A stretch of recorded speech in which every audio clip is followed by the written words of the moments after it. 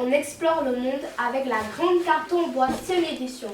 Un outil pour découvrir les continents, les océans, les monuments et les animaux du monde entier. En effet, donc là, c'est une carte en bois qu'on peut afficher dans la chambre des enfants, qu'on peut afficher aussi dans le salon, qu'on peut aussi afficher dans une salle de classe. Alors, chaque continent est coloré, donc là, on les retrouve ici.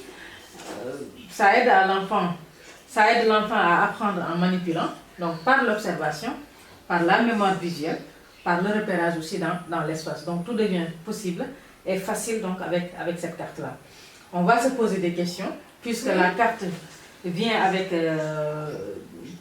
une centaine de questions pour découvrir justement le monde. Donc la première question, c'est: je suis le plus petit continent du monde entouré d'eau. Qui suis-je? Ce n'est pas l'Afrique, ni l'Asie, mais je crois plutôt que c'est l'Australie. C'est l'Australie en effet. Donc question numéro 2, quel est le plus grand océan du monde? C'est l'océan Pacifique. C'est l'océan Pacifique, effectivement. Je suis une statue plus haute que la statue de la liberté et je me trouve en Afrique de l'Ouest. Qui suis-je? C'est le monument de la Renaissance, ici. Africaine. C'est le monument de la Renaissance africaine qui se trouve à Dakar.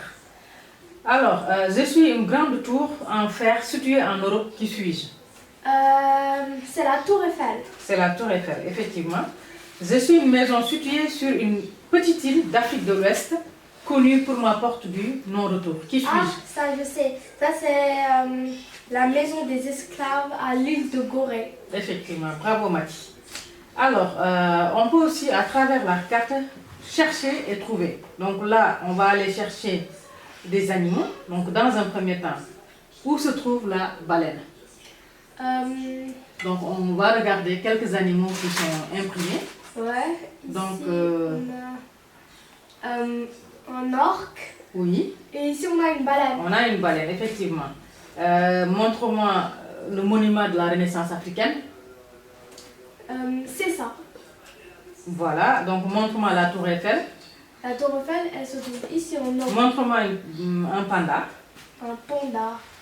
Oh, il se trouve là en Asie. Eh bien voilà, montre-moi un ours. Un ours.